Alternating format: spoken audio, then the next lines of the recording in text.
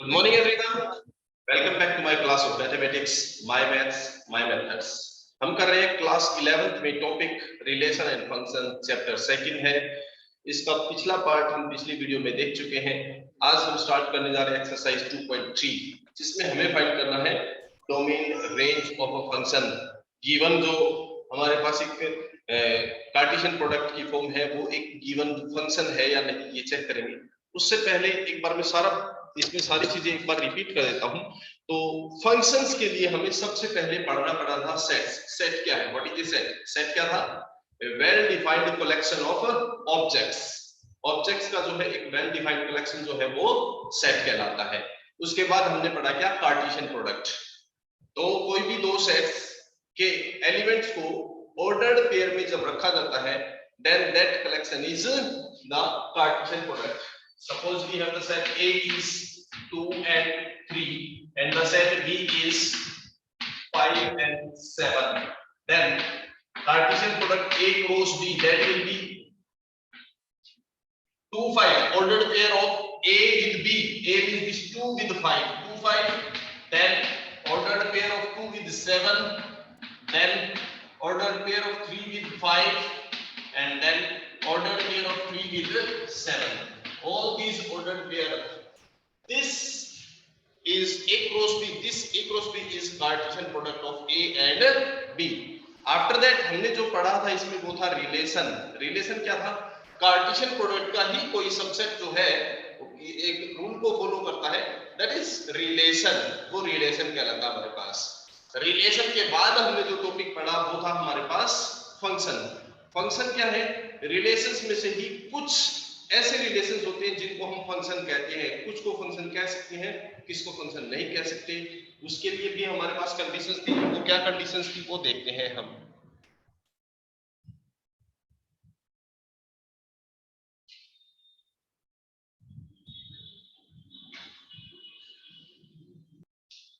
तो हमारे पास कोई भी एक गिवन रिलेशन फंक्शन होगा या नहीं वो देखते हैं। कैसे पता चलता है फंक्शन है या नहीं?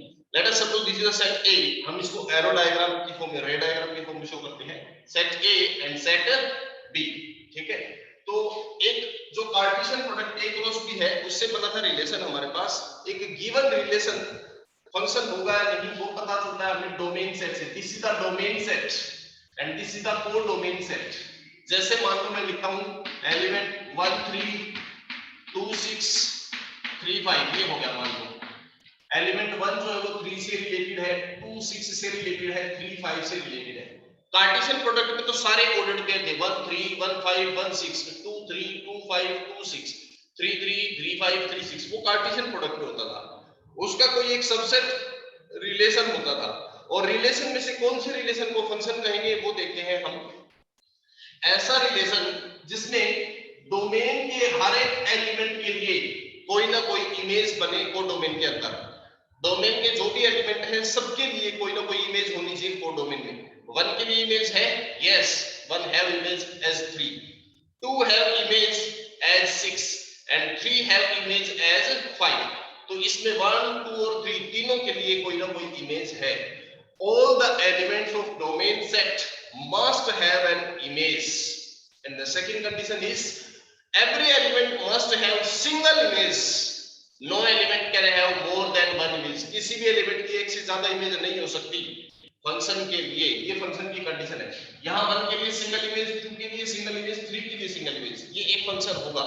बट अगर मान लो मैं इसको थोड़ा सा चेंज कर देता हूँ, मान लो हमारे पास ये बच गया, 1 के लिए इमेज 3, ठीक है, 2 के लिए इमेज 5 और 2 के लिए इमेज 3 भी बना देंगे। या यहाँ पे हमारे पास मान लो कुछ एक्स्ट्रा एलिमेंट है 5 6 7 ऐसे है। 2 के लिए इमेज 6 भी बना दी मैंने, 3 के लिए इमेज 7, 1 की इमेज 3, 2 की इमेज 5 और 2 की इमेज 6, 3 की image 7। Here the element 2 have more than one image। या इसके लिए एक से ज्यादा इमेजेस है, 2 इमेजेस बन रही है ना इसकी। अगर डोमेन सेट में किसी भी एलिमेंट की एक से ज्यादा इमेज बनती है then this is not a function, ये फंक्शन नहीं होगा। Every element must have an image and there should be single image of for every element of domain set। Domain set के हर एक एलिमेंट के लिए एक इमेज होनी चाहिए और सिंगल इमेज होनी चाहिए। ऐसा नहीं होना चाहिए कोई भी एलिमेंट जिसकी इमेज ना हो, और ऐसा भी नहीं होना चाहिए जिसकी एक से ज्यादा इमेज हो। ठीक है, तो ये हमारे पास फंक्शन होने के लिए कंडीशन है। अब इसी में एक और एग्जांपल देखते हैं। Let us suppose we have the domain set as A and the codomain set as B. It have 1 2 3 and 4. It have 2 and 4 element only.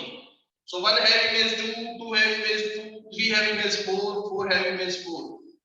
अब हमें बताना है क्या ये एक फंक्शन होगा या नहीं। ठीक है, तो फंक्शन की कंडीशन माइंड में रखें। बस कंडीशन क्या थी, डोमेन सेट में हर एक एलिमेंट की इमेज होनी चाहिए। 1 have image, 2 have image, 3 have image, 4 have image, सबकी इमेज है।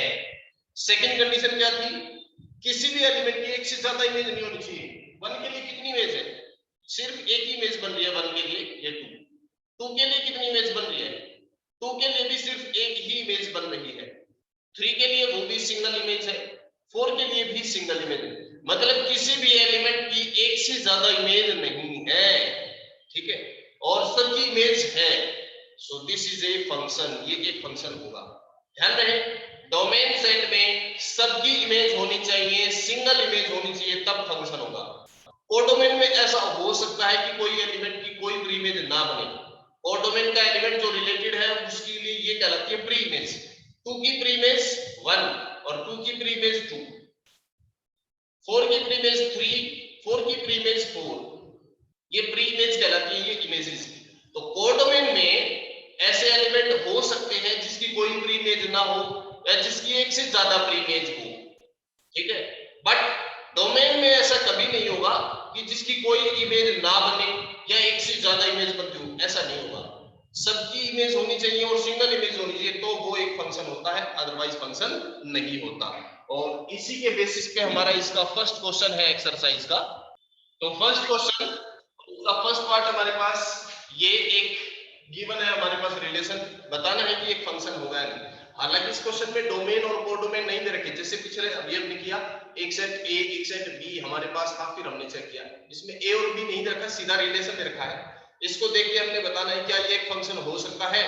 तो कंडीशन हमारी डोमेन सेट में सबकी इमेज होनी चाहिए, डोमेन तो हमें नहीं पता।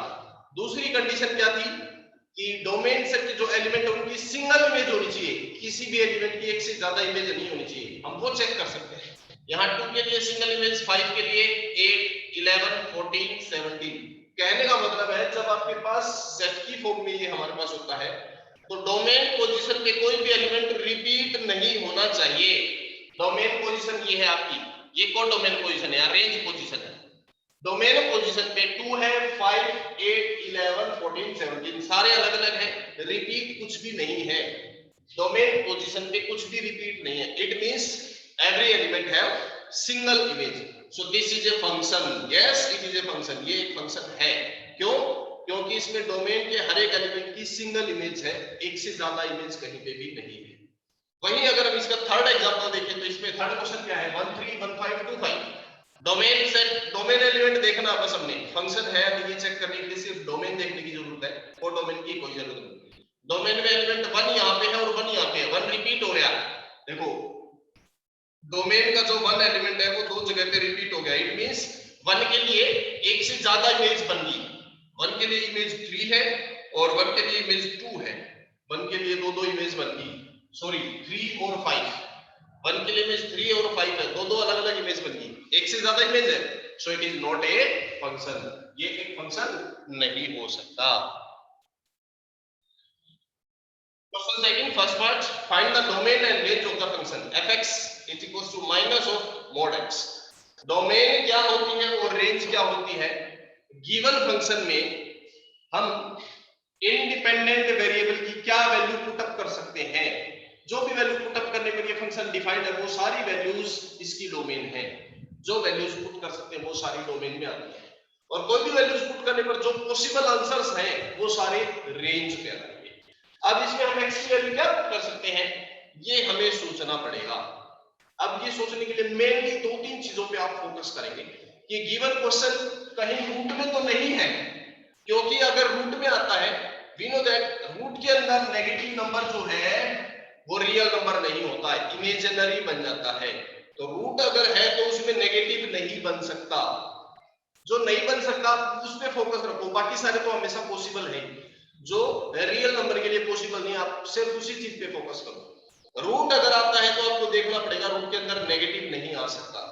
अगर फ्रैक्शन आपके पास आता है, वी नो दैट फ्रैक्शन में डिनोमिनेटर जीरो नहीं हो सकता, क्योंकि अगर डिनोमिनेटर जीरो बनेगा तो ये क्या बन जाएगा, नॉट डिफाइंड, है ना, डिफाइंड नहीं होगा। रियल नंबर के केस में ये डिफाइंड नहीं होगा, रियल नंबर के केस में ये भी नहीं हो सकता क्योंकि ये भी इमेजिनरी बनेगा। दो केस हो गए। तीसरा एक लोगरिथम का केस आता है, लोगरिथमिक फंक्शन भी नेगेटिव नंबर के लिए डिफाइंड नहीं होता, तो यहां भी नहीं होता लोगरिथम का। हालांकि आपके यहाँ कोई क्वेश्चन नहीं है एक्सरसाइज में बुक में, बट फिर भी आप याद रखिए लोगरिथमिक है तो यहाँ नेगेटिव नहीं हो सकता, रूट है तो नेगेटिव नहीं हो सकता, और फ्रैक्शन है तो डिनोमिनेटर जीरो नहीं हो सकता। बाकी केसेस में हमेशा पॉसिबल है, बस यही फोकस करना है। अब देखिए इसमें क्या इसमें रूट आ रहा है, नहीं। क्या इसमें फ्रैक्शन है, वो भी नहीं है। क्या लोगरिथमिक है, वो भी नहीं है। यानी कि वो तीनों ही सिचुएशन नहीं बन रही, तो ऑल रियल नंबर, बाकी सब के लिए तो नॉर्मली फंक्शंस क्या है, डिफाइन होते हैं। मेन यही तीन सिचुएशंस थी जिन पे हमें फोकस करना है, ठीक है। तो हमारे पास ये फंक्शन क्या है, modulus function. Here the function fx is defined कब डिफाइंड है, for all x belonging to real number, x की वैल्यू कोई भी रियल नंबर हो, ये फंक्शन हमेशा डिफाइंड रहेगा। और डिफाइंड है तो इसकी डोमेन क्या हो जाएगी, all real number. So domain is all real number. Domain क्या होती है, those possible values of independent variable x, normally x लेते हैं, y को डिपेंडेंट लिया जाता है, x को इंडिपेंडेंट लिया जाता है। तो इसकी नॉर्मली ऐसी वैल्यूज जिसके लिए ये गिवन फंक्शन क्या हो, डिफाइंड बनता हो, वो सारी वैल्यूज डोमेन में आती हैं।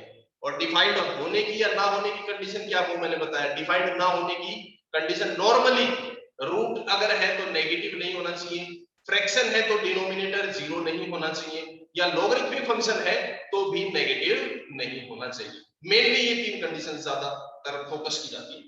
तो हमारे पास डोमेन इस केस में क्या होगा, ऑल रियल नंबर। अब बात आती है रेंज की।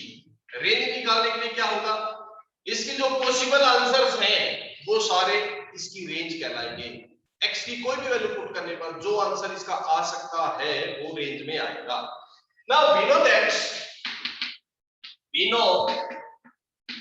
Modulus of any number is always क्या होगा, किसी भी नंबर का मॉडुलस करेंगे वो हमेशा क्या होगा, पॉजिटिव होगा, है ना। Modulus of any number is always positive, ठीक है। Then minus of the modulus x क्या होगा, इट इज ऑलवेज नेगेटिव बन जाएगा। मॉडुलस को माइनस से मल्टीप्लाई करें तो क्या बन जाएगा, नेगेटिव बन जाएगा। So possible values of fx क्या बन जाएगी, fx इज ऑलवेज क्या बनेगा, नेगेटिव। बट एक चीज फोकस रहे, जीरो भी हो सकता है, क्योंकि जीरो का मॉडुलस जीरो होगा और जीरो को माइनस करेंगे तो भी जीरो ही रहेगा। तो सिर्फ नेगेटिव ही नहीं बल्कि जीरो भी हो सकता है। Means this is greater then और इक्वल टू जीरो होता है। किसी भी नंबर का मॉडुलस जीरो के इक्वल या जीरो से ग्रेटर हो सकता है, पॉजिटिव हो सकता है। अगर इसको माइनस से मल्टीप्लाई करेंगे तो ये क्या बन जाएगा, लेस देन और इक्वल टू जीरो बन जाएगा। जीरो या जीरो से छोटा होगा। तो फंक्शन fx की जो पॉसिबल वैल्यूज है वो क्या होगी, सो फंक्शन fx की जो पॉसिबल वैल्यूज है वो जीरो या लेस देन जीरो बनेगी। तो रेंज क्या बन जाएगी इसकी, रेंज मींस पॉसिबल आंसर क्या हो सकते हैं, जीरो या जीरो से लेस, यानी कि माइनस इनफाइनाइट की तरफ हो सकते हैं, जीरो से लेकर माइनस इनफाइनाइट तक। ध्यान रखना मैंने यहाँ ओपन ब्रैकेट यूज किया, यहाँ पे close bracket. Open bracket means this number is not included. मान लो मैं लिखता हूँ 2 से लेकर 3 तक, इट मींस 2 और 3 के बीच के नंबर है, सिर्फ 2 नहीं है 3 नहीं है। ध्यान रखना ओपन ब्रैकेट, ठीक है। इंटरवल के केस में मैंने ओपन इंटरवल लगाया है, इट मींस 2 और 3 के बीच के नंबर्स है, बट 2 नहीं है 3 नहीं है। क्लोज इंटरवल है तो वो शामिल होता है। अब जैसे यहाँ पे देखिएगा, जीरो पे मैंने क्लोज इंटरवल लगाया है तो जीरो हो सकता है, जीरो से छोटे नंबर हो सकते हैं यानी माइनस के, लेकिन माइनस का इनफाइनाइट नहीं हो सकता, क्योंकि इनफाइनाइट पे ओपन इंटरवल लगा है और इनफाइनाइट पे हमेशा ओपन इंटरवल ही आता है, याद रखना। तो ये बन जाएगी इसकी रेंज और ये बन जाएगी domain for the function minus of modulus x। तो इसी का second part, find the range of the function f(x = 9 - x² under the root. अब पिछले क्वेश्चन में हमने यही डिस्कस किया था, डोमेन और रेंज निकालने के लिए। डोमेन निकालने के लिए क्या फोकस करना है? फंक्शन रूट में तो नहीं है, फ्रैक्शन में तो नहीं है, लॉगरिथमिक तो नहीं है। यहां देखो रूट में है, रूट में है तो क्या होगा, ये नेगेटिव नहीं होना चाहिए, है ना। रूट में है तो नेगेटिव नहीं होना चाहिए। चलिए स्टार्ट करते हैं। The function f(x) is defined, ये फंक्शन डिफाइंड होगा कब? कब डिफाइंड होगा भाई? अगर जो टर्म रूट के अंदर है वो नेगेटिव नहीं होनी चाहिए, यानी कि 9 - x² जो है वो नेगेटिव नहीं होना चाहिए, यानी कि जीरो या पॉजिटिव हो सकता है, मींस ग्रेटर देन या इक्वल टू जीरो हो सकता है। तो ये फंक्शन f(x) जो वो डिफाइंड होगा कब? अगर रूट के अंदर वाली टर्म ग्रेटर देन या इक्वल टू जीरो हो तो। अब यहां से हमने x की वैल्यू निकालनी है। क्या करेंगे? हम ऐसा करते हैं, यहां से x² को एक साइड रखते हैं और कांस्टेंट को दूसरी तरफ ले जाते हैं। x² को उधर ले जाए तो क्या हो जाएगा? This implies 9 is greater than equals to x², यही हो गया ना। और x² is less than equals to 9 और x² is less than equals to 3², यही बन गया। जब इनइक्वालिटी आपके पास है, लेस देन का साइन है या ग्रेटर देन का साइन है, ध्यान रखना, स्क्वायर है, स्क्वायर रूट अगर हम करना चाहते हैं, यहां से x की वैल्यू निकालना चाहते हैं तो क्या होगा? x बिलोंग्स टू -3 से +3 बन जाएगा यहां पे। कब? याद रहे एक चीज स्पेशली, अगर यहां पे लेस देन इक्वल टू का साइन है तो स्क्वायर खत्म होगा, -3 से +3 बन जाएगा। तो इसकी ये डोमेन बनेगी, डोमेन इज -3 to +3। इसमें हम -3 से +3 कुछ भी पुट कर सकते हैं, इसका आंसर हमेशा डिफाइंड आएगा, इसका आंसर पॉसिबल आएगा, इमेजिनरी नंबर नहीं बनेगा, रियल नंबर बनेगा। तो जो पुट कर सकते हैं वो डोमेन। मान लो इसी क्वेश्चन में यहां सिचुएशन मान लो थोड़ी अलग होती, अगर ये 9 - x² की जगह x² - 9 होता, उल्टा होता, तो यहां सिचुएशन क्या आती? फिर x² greater than equal to 3², फिर ऐसे बनता, है ना। उस केस में ऐसे बनता। अब यहाँ x² अगर ग्रेटर आता है तो क्या करेंगे? ध्यान रहे, अगर x² ग्रेटर आता है तो हम लिखेंगे x belong to all real number but not, minus करेंगे, ऑल रियल नंबर में से माइनस करेंगे किसको? इसी चीज को, -3 से +3 को, लेकिन इंटरवल बदल दिया जाएगा, ओपन है तो क्लोज हो जाएगा, क्लोज है तो ओपन हो जाएगा।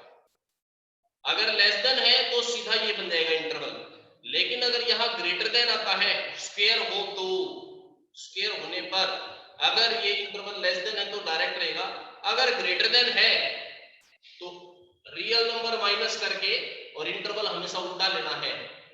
अगर क्लोज होता है तो ओपन, ओपन होता है तो क्लोज। अब ओपन क्लोज का कैसे पता चलता है? साथ में इक्वल टू का साइन हो यहां तो क्लोज इंटरवल आता है। अगर इसी क्वेश्चन में आपके पास ये होता, सिर्फ इतना होता, मान लो सिर्फ इतना हो, तो आप ओपन इंटरवल यूज करेंगे, फिर आप यूज करेंगे -3 से +3 ओपन इंटरवल, ये यूज करेंगे अगर लेस देन हो तो।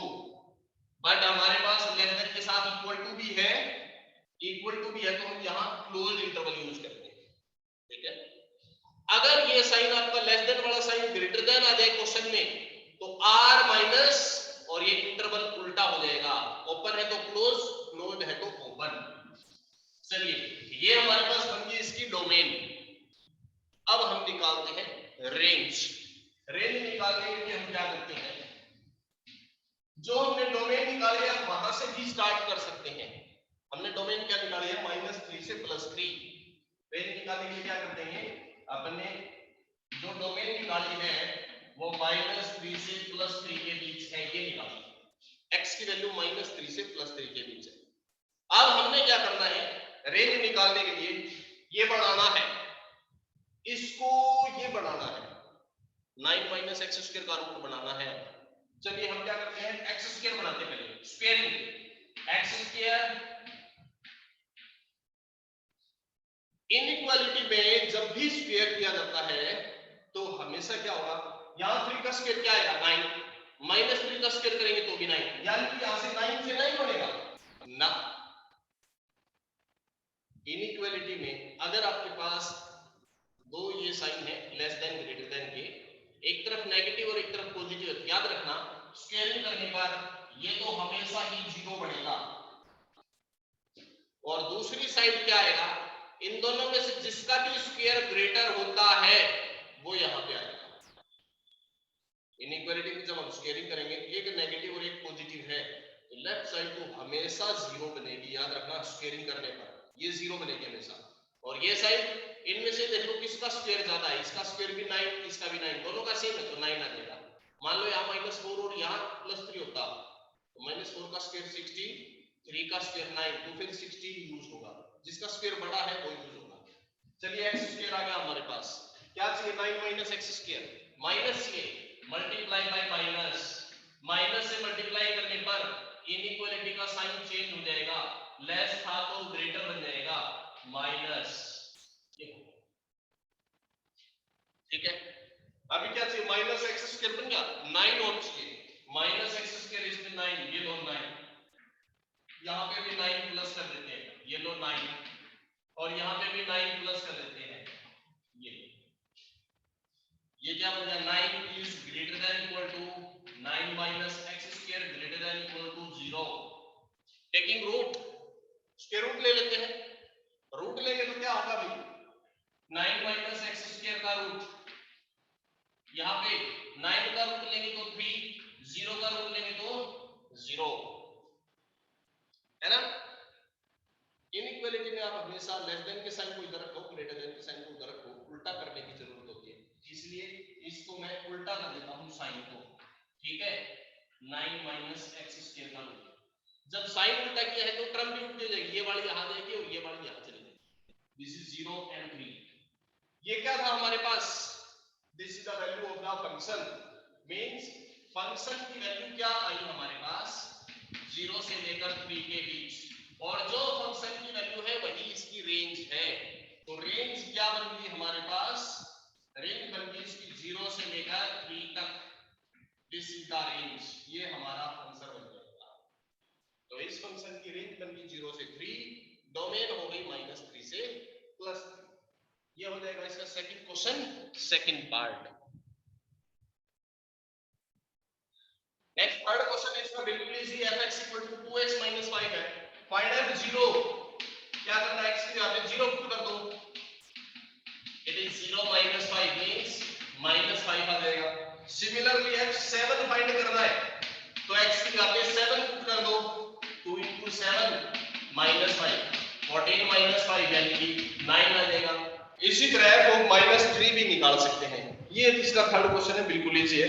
फोर्थ क्वेश्चन है, the function t which maps temperature in degree Celsius into temperature in degree Fahrenheit is denoted by temperature T in degree Celsius is equals to 9c/5 plus 32, ये है।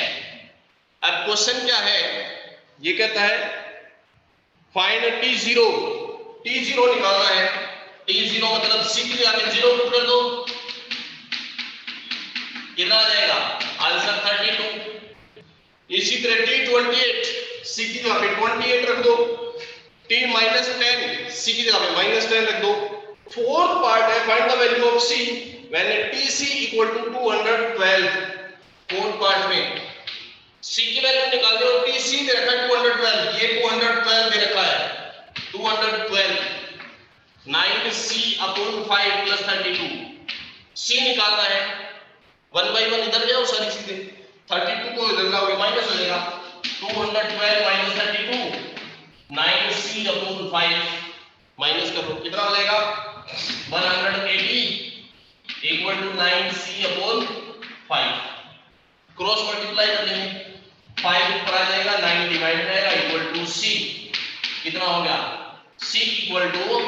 100 आ जाएगा। ये answer हो गया इसका। बस बिल्कुल सिंपल था क्वेश्चन फोर्थ।